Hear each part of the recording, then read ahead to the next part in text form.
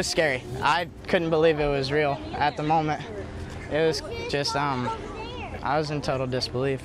NBC2 talked with a friend of a teen attacked by an alligator. Right now, doctors are treating 17-year-old Kaleb Langdale after a gator chomped off his arm from the elbow down. It happened today while the boys were swimming in the Caloosahatchee near Moorhaven. Good evening, everyone. I'm Lindsay Logue. And I'm Peter Bush. After the attack, paramedics flew Kaleb to Lee Memorial Hospital.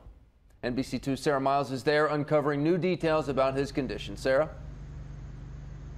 Well, Peter, 17-year-old Kaleb Langdale is very lucky tonight. While the gator may have taken part of his arm, it spared his life. Now, friends have told us that doctors were not able to reattach his arm, but Kaleb remains in good spirits. What's also good, trappers were able to catch the gator that got him. A typical afternoon for Moorhaven teenagers. We were all having a fun time swimming at the river. A dip in the Caloosahatchee River. Got the idea to swim all the way across to see how far we could go out. But the day quickly became anything but typical for 17-year-old Kaleb Langdale and his friends Matt Baker and Gary Beck. Little did they know a 10.5-foot gator was watching them, with Langdale as its target. Come straight at him, and it was already like a foot in front of him. It just came right at him, and he put his arm in the way instead of it letting it get to his body. It took his arm and took him under. And much like the gator appeared, the former Moorhaven football player appeared out of the water. He was waving, saying, call the paramedics, and he said that his arm was gone. Still able to take himself to shore where help arrived. It was scary. I couldn't believe it was real at the moment. Florida Fish and Wildlife and the Glades County Sheriff's Office quickly responded to the scene. Soon after, trappers were able to catch the gator. Langdale's arm was inside. It isn't Disneyland. It's a wild. We're right next to Lake Okeechobee here, and there's thousands of alligators here. A warning to swimmers in a situation that could have been much worse. So any type of splash in the water is prey for them. But these boys say they will continue to make a splash, just maybe not right away. I love the water, and so I'm sure I will get back in it sooner or later. It may take me a little while, but I'll get back in.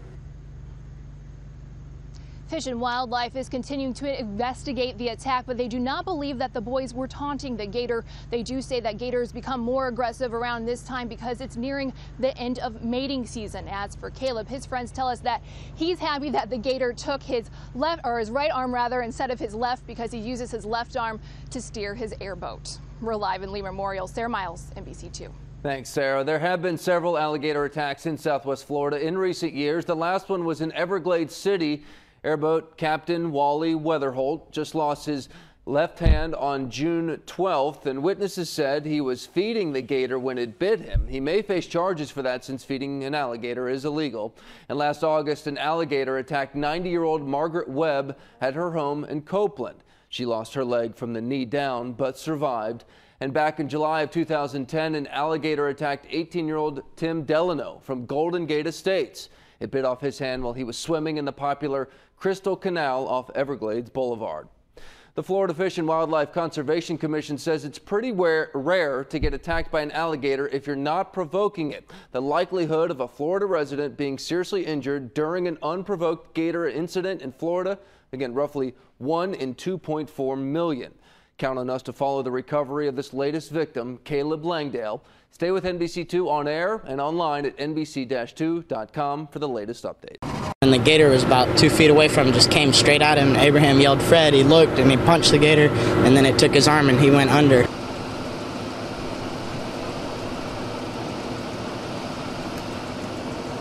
As soon as he seen Fred, the gator was coming after him on top of the water as fast as it could pedal. His tail was wagging back and forth. He was coming. He said, my arm's gone, and he was freaked out, obviously. Okeechobee and went from Glades County here.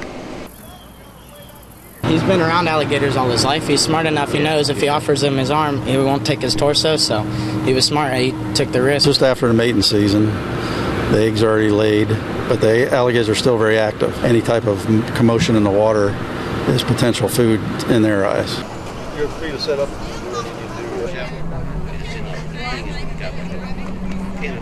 Hey, Willie, not on the camera.